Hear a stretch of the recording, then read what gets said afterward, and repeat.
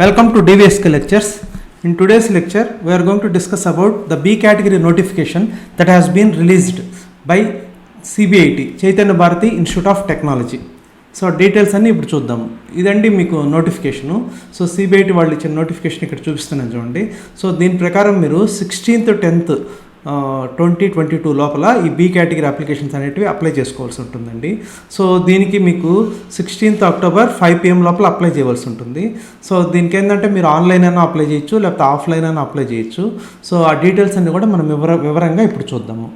So let us get into the details. So main points వచ్చేసి ఇక్కడ మీరు కానీ చూసారంటే వెబ్సైట్ వచ్చేసి www.cbit.ac.in. సో ఈ అప్లికేషన్ అనేది బీ కేటగిరీలో ఎన్ఆర్ఐకి కానివ్వండి లేకపోతే నాన్ ఎన్ఆర్ఐకి కానివ్వండి రెండింటికి మీరు అప్లై చేసుకోవచ్చు. సో అప్లికేషన్ మోడ్ ఎట్లా ఆన్లైన్ అన్నా ఉంది లేకపోతే ఆఫ్లైన్ అన్నా ఉంది. సో ఆఫ్లైన్ అంటే మీరు వాళ్ళ సిటీ ఆఫీస్కి వెళ్ళి అప్లికేషన్ సబ్మిట్ చేయవలసి ఉంటుందండి, లేకపోతే ఆన్లైన్ చేసేయచ్చు. నా సజెషన్ అయితే ఆన్లైన్ చేసేసేయండి. తర్వాత అప్లికేషన్ ఎంత 3000. మీరు ఎన్ఆర్ఐకి నాన్ ఎన్ఆర్ఐకి రెండింటికి కానీ అప్లై చేస్తుంటే ఒక్కొక్కసారి 3000 అప్లై కట్టవలసి ఉంటుంది.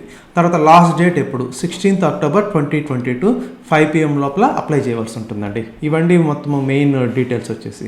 సో నెక్స్ట్ వచ్చేసి సిటీ ఆఫీస్కి వెళ్తే ఎక్కడ సిటీ ఆఫీస్ అడ్రస్ ఎక్కడ. సిటీ ఆఫీస్ వచ్చేసి ఇది plot number 3-5-925/2B Narayanguda Hyderabad 500029. ఇక్కడ వెళ్ళి మీరు అప్లికేషను ఫిజికల్గానే ఇవ్వచ్చండి, ఆన్లైన్ కాకపోతే. సో నెక్స్ట్ వచ్చేసి మీకు నాన్ ఎన్ఆర్ఐ ఎన్ని సీట్స్ ఉన్నాయి. సో నాన్ ఎన్ఆర్ఐ అయితే మీకు ఆల్రెడీ మీకు తెలుసు మొత్తం సీట్స్ వచ్చేసి 30% ఉంటాయి ఇది మేనేజ్మెంట్ కోటా కింద. సో ఆ 30%లో ఇక్కడ వచ్చేసి నాన్ ఎన్ఆర్ఐకి 15% ఇచ్చారు, అదేవిధంగా ఎన్ఆర్ఐకి 15% ఇచ్చారు. సో ఈ నాన్ ఎన్ఆర్ఐ అంటే ఏంటి? నాన్ ఎన్ఆర్ఐ అంటే మీకు ఆల్రెడీ తెలుసు ఇవి మేనేజ్మెంట్ కోటాలో మెరిట్ కింద ఇచ్చే సీట్స్ అనమాట ఇవి. సో ఇవి ఎలా ఫిల్ చేస్తారు? ఇవి ఫిల్ చేయడానికి 3 క్రైటీరియాలు అండి. ఒకటి వచ్చేసి ఫస్ట్ జేఈఈ మెయిన్స్ చూస్తారు. సో జేఈఈ మెయిన్స్లో కన్నా మీకు మార్క్స్ ఉంటే మేము దాని ప్రకారం ఫిల్ చేస్తారు అన్ని బ్రాంచ్ల్లో కూడా. ఒకవేళ దాంతో కన్నా సీట్లు ఇంకా మిగిలినాయి అనుకోండి, అప్పుడు ఎంసెట్ చూస్తారు. సో తెలంగాణ స్టేట్ ఎంసెట్, మళ్ళీ మీరు ఏ ఎంసెట్ ఏపీ ఎంసెట్ అని అడగద్దు, తెలంగాణ స్టేట్ ఎంసెట్ది చూస్తారు ర్యాంకు. అప్పుడు కూడా సీట్లు మిగిలినాయంటే అప్పుడు మీకు ఇంటర్ మార్క్స్ ద్వారా ఇస్తారండి. ఈ క్రైటీరియా ఫాలో అవుతూ సీట్స్ అనేటివి ఫిల్ చేస్తారు. సో దీనికి ఫీజు ఎంత ఉంటుంది అదంతా కూడా తర్వాత మనం డిస్కస్ చేద్దాం.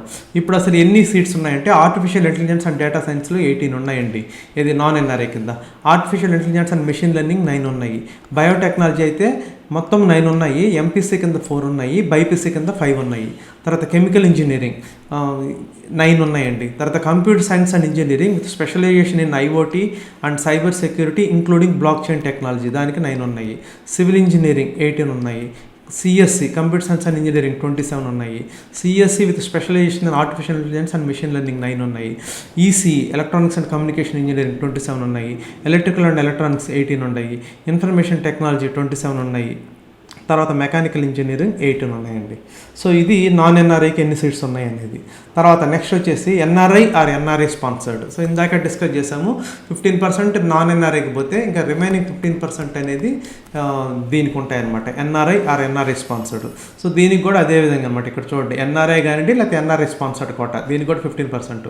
So artificial intelligence 18, artificial intelligence and machine learning 9, so ఎంపీసీకి 5, బైపీసీకి 4, మొత్తం 9 అనమాట. Biotechnology, chemical engineering 9, CFC with specialisation in IoT cyber security including blockchain technology 9, civil engineering 18, CSC 27, CSC with specialisation in artificial intelligence and machine learning 9, electronics and communication engineering 27, electrical and electronics engineering 18, information technology 27, mechanical engineering 18.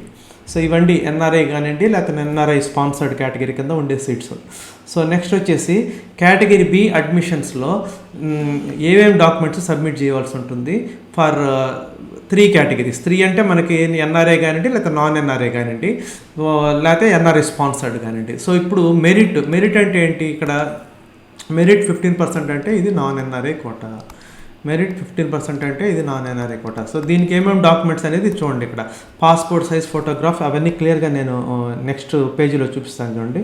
So passport size photograph non ఎన్ఆర్ఐకి. తర్వాత వచ్చేసి మీకు SSC or equivalent marks memo అది upload చేయాలి, intermediate equivalent marks memo upload చేయాలి, తర్వాత JEE Mains CRL rank card అది upload చేయాలి, మీకు గన ఉంటే అప్లోడ్ చేయాలి, తర్వాత తెలంగాణ ఎంసెట్ ర్యాంక్ కార్డు అది అప్లోడ్ చేయాలి, తర్వాత TC transfer certificate of intermediate ఆ కాలేజ్ నుంచి తీసుకుంటారు కదంటే టీసీ అది అప్లోడ్ చేయాలి, తర్వాత మైగ్రేషన్ సర్టిఫికేట్ ఇది వేరే స్టేట్ వాళ్ళు తెలంగాణ కాకుండా వేరే స్టేట్ వాళ్ళు అయితే మైగ్రేషన్ సర్టిఫికేట్ కూడా అప్లోడ్ చేయాలండి. సో ఇది నాన్ ఎన్ఆర్ఐ కోటాకి అప్లోడ్ చేయవలసిన డాక్యుమెంట్స్. తర్వాత యాన్యువల్ ఫీ ఎంత ఉంటుంది. సో మీకు ఆల్రెడీ తెలుసు యాన్యువల్ ఫీ అనేది నాన్ ఎన్ఆర్ఐకి సేమ్ యాజ్ ఏ కేటగిరీ, అది జనరల్గా రూల్. సేమ్ యాజ్ ఏ కేటగిరీలో అంటే ఎంసెట్ కౌన్సిలింగ్ ద్వారా చేరేవాళ్ళు ఎలా అయితే ఫీజు కడతారో అదే ఫీజు ఇక్కడ కూడా కట్టవలసి ఉంటుంది. కాకపోతే ఇప్పుడు ఫీజులు పెంచిన తర్వాత కొంచెము ఆ కన్ఫ్యూజన్ జరుగుతుంది కాబట్టి ఇక్కడ క్లియర్గా ఒక నోటీస్ వెబ్సైట్లో పెట్టారండి. ఆ వెబ్సైట్లో ఉన్న నోటీస్ చదవండి. సో దాని ప్రకారం ఏముందంటే క్లియర్గా 1,73,000 అంటే 1,73,000 ఇది మాకు ఇంతకన్నా ఎన్హాన్స్ అయ్యే అవకాశం ఉంది. మేము కన్నా కోర్టుకి వెళ్తాము. మా ఎక్స్పెండిచర్ ప్రకారం 1,91,241 వరకు మాకు ఫీజు రావాలి. సో ఎన్హాన్స్ అయిందంటే మాత్రం మీరు ఆ ఎక్స్ట్రా ఫీజు అనేది కట్టవలసి ఉంటుంది అనేది మెన్షన్ చేశారు. క్లియర్గా ఆ నోటీస్ చదవండి. నేను కూడా మీకు వెబ్సైట్లో చూపిస్తాను అనమాట. సో దీనికి నాన్ ఎన్ఆర్ఐ కానివ్వండి ఏ కేటగిరీ కానివ్వండి అందరికీ ఒకటే ఫీజు ఉంటుంది. కాకపోతే మీరు అప్లికేషన్ పెట్టేటప్పుడు ఈ పాయింట్ ఒకటి కన్సిడర్ చేయవలసి ఉంటుందని నేను చెప్తున్నాను. సో నెక్స్ట్ అసలు ఎన్ఆర్ఐ కోటా అంటే అసలు ఏంటి, ఎవరు అప్లై చేయొచ్చు అంటే ఇక్కడ క్లియర్గా మెన్షన్ చేశారు చూడండి. ఎ student of Indian citizenship who has studied abroad both 10th standard and intermediate or its equivalent. అంటే ఇండియన్ సిటిజన్ అయ్యి 10th లేకపోతే ఇంటర్మీడియట్ వేరే కంట్రీలో చదివిన వాళ్ళు ఎన్ఆర్ఐ కింద కన్సిడర్ చేస్తారు. లేదా a student of Indian origin but whose citizen is citizen of another country other than India who had studied 10th and intermediate or its equivalent course either abroad or India. అంటే ఇండియాలో చదివినా బయట చదివినా వేరే country citizenship ఉన్నా కానీ వాళ్ళు కూడా ఎన్ఆర్ఐ కింద కన్సిడర్ చేస్తారు. సో వాళ్ళు సబ్మిట్ చేయవలసిన డాక్యుమెంట్స్ ఏంటంటే ఆ కోటా కింద passport size photograph, scanned copy of 10th or its equivalent, తర్వాత scanned copy of intermediate for those who studied in Indian schools or colleges, or scanned copy of grade of +2 or its equivalent course and who issued by Board of Intermediate Education Government of Telangana for those who studied other than Indian schools or colleges. అంటే ఇండియాలో చదివితే అది డైరెక్ట్గా అది upload చేస్తే సరిపోతుంది. అది కానీ ఇండియా కాకుండా బయట కానీ చదివి ఉంటే తెలంగాణ ఇంటర్మీడియట్ ఎడ్యుకేషన్ బోర్డు ఉంది కదా, వాళ్ళ దగ్గర ఇష్యూ చేసిన సర్టిఫికేట్ ఒకటి తీసుకొని దాన్ని మీరు అప్లోడ్ చేయవలసి ఉంటుంది. తర్వాత scanned copy of valid passport or scanned copy of valid citizenship proof అది ఒకటి అప్లోడ్ చేయవలసి ఉంటుంది. తర్వాత person of Indian origin PIO or OCI overseas citizen of India or equivalent certificate showing proof of Indian origin అది కూడా upload చేయవలసి ఉంటుందండి. ఇది ఎన్ఆర్ఐ కోటాలో అప్లోడ్ చేసే వాళ్ళకి కావాల్సిన డాక్యుమెంట్స్. తర్వాత నెక్స్ట్ వచ్చేసి ఎన్ఆర్ఐ స్పాన్సర్డ్. ఎన్ఆర్ఐ కాకుండా ఎన్ఆర్ఐ స్పాన్సర్డ్ అంటే a student who had studied 10th and intermediate or equivalent courses in India by providing sponsorship of NRI. అంటే మీరు ఇండియాలో చదివినా కూడా జనరల్గా ఎక్కువ మంది ఇదే చేస్తుంటారు. ఒక ఫారిన్ అంటే ఎన్ఆర్ఐ ద్వారా నేను స్పాన్సర్ చేస్తున్నాను అని ఒక లెటర్ అనేది ఆ ఫార్మాట్ కూడా ఇక్కడ మనకి వెబ్సైట్లో ఉంది. దాని మీద వాళ్ళు సైన్ చేసి వాళ్ళు మిమ్మల్ని స్పాన్సర్ చేస్తున్నట్టుగా మీరు అప్లై చేసుకోవచ్చు. ఎక్కువ మంది ఇదే చేస్తుంటారు. ఇది ఎన్ఆర్ఐ స్పాన్సర్డ్ కోటా. దీనికి కావాల్సిన డాక్యుమెంట్స్ ఏంటంటే పాస్పోర్ట్ సైజ్ ఫోటోగ్రాఫ్ ఒకటి, scanned copy of marks memo of 10th, తర్వాత scanned copy of marks memo of intermediate కానివ్వండి, అయితే scanned copy of grade +2 or its equivalent course and equivalent certificate issued by board of intermediate education government of Telangana for those who studied other than Indian schools. వేరే దగ్గర చదివిన వాళ్ళైతే ఈ Telangana board of intermediate education వాళ్ళు ఇచ్చిన certificate ఒకటి మీరు upload చేయవలసి ఉంటుంది. తర్వాత scanned copy of sponsorship letter, ఇది మెయిన్. ఎన్ఆర్ఐ స్పాన్సర్ వాళ్ళకి ఆ స్పాన్సర్షిప్ లెటర్ ఫార్మాట్ అనేది వెబ్సైట్లో ఉంది. మీరు అది ఫిల్ చేయించి దాని ద్వారా మీకు అప్లోడ్ చేయవలసి ఉంటుంది. తర్వాత scanned copies of valid green card or permanent resident card or proof of citizenship of country other than India, అంటే ఇది ఒకటి మీరు అప్లోడ్ చేయవలసి ఉంటుంది. తర్వాత scanned copy of valid passport of the sponsor చేసే వాళ్ళ యొక్క పాస్పోర్ట్, తర్వాత transfer certificate of intermediate or its equivalent, తర్వాత మైగ్రేషన్ సర్టిఫికేట్, ఇవన్నీ కూడా మీరు అప్లోడ్ చేయవలసి ఉంటుందండి ఫర్ ఎన్ఆర్ఐ స్పాన్సర్డ్ కోటా.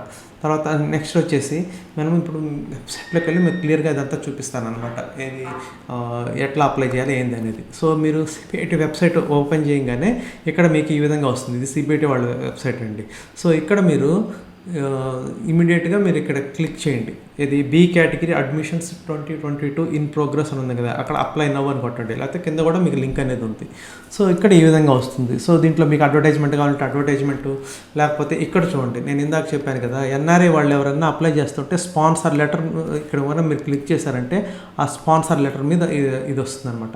దీన్ని మీరు ప్రింట్ తీసుకొని మీరు ఎవరైతే మీకు స్పాన్సర్ చేస్తున్నారో వాళ్ళ ద్వారా మీరు అదంతా ఫిల్ చేయించి వాళ్ళ నేము, సిగ్నేచరు, డేటు, అవన్నీ విట్నెస్ అవన్నీ కూడా ఫిల్ చేసి సబ్మిట్ చేయవలసి ఉంటుంది. NRI sponsor most of the students who would apply for NRI quota NRI sponsorship ద్వారానే అప్లై చేస్తారు. కాబట్టి ఈ ఫార్మ్ ఒకటి ప్రింట్ తీసుకొని మీరు అది ఫిల్ చేసి సబ్మిట్ చేయవలసి ఉంటుంది.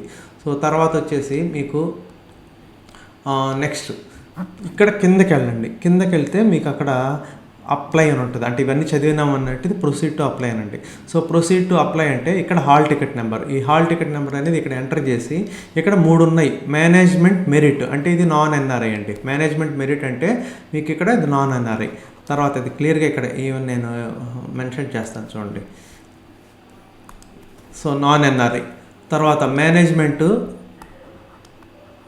నాన్ ఎన్ఆర్ఐ ఏది మెరిట్ అంటే ఇక్కడ క్లిక్ చేయండి. లేదా ఎన్ఆర్ఐ అంటే ఇది ఎన్ఆర్ఐ కోడ్, ఆర్ ఎక్కువ మంది చేసేది ఇది ఎన్ఆర్ఐ స్పాన్సర్డ్, ఇది మూడోది. ఈ మూడిట్లో ఏదో ఒకటి సెలెక్ట్ చేసుకొని నెక్స్ట్ అని ప్రెస్ చేసామనంటే మీరు తర్వాత మీరు అప్లికేషన్ అనేది ఫిల్ చేయవలసి ఉంటుంది. So this is how you need to do. So one more thing ఏంటంటే ఇందాక మనం చెప్పాను ఫీజు గురించి క్లియర్గా ఒకటి ఇచ్చున్నారని. ఇచ్చుకోండి స్టూడెంట్ యాన్యువల్ ఫీ నోటీస్ అనేది ఇక్కడ ఒకటి ఇచ్చారు. సో దాని మీద కానీ మీరు క్లిక్ చేశారంటే ఆ నోటీస్ అనేది వస్తుంది. అది మీరు క్లియర్గా చదవండి. చదివితే మీకు అర్థమవుతుంది. అక్కడ మెన్షన్ చేశారు చూడండి, 1,73,000 అనేది ఉంది. ఆ 1,73,000 అనేది 1,91,421కి పెరిగే అవకాశం ఉంది. పెరిగితే మాత్రం మీరు కట్టవలసి ఉంటుంది అనేది ఒక నోటీస్ అనేది ఇచ్చారు. అది చదివి తర్వాత మీరు జాగ్రత్తగా మీరు ఇది అప్లై చేయండి.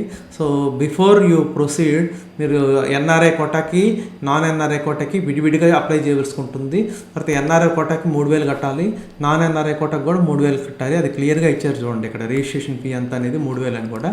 సో అవన్నీ చూసి మీరు దేని కింద వస్తారో దాని ప్రకారం మీరు అప్లై చేసి I hope you would get the seat in CBIT. So ఈ ఇన్ఫర్మేషన్ మీకు నచ్చినట్టయితే మీ ఫ్రెండ్స్కి కూడా షేర్ చేయండి, so that it would be useful for them. Thank you.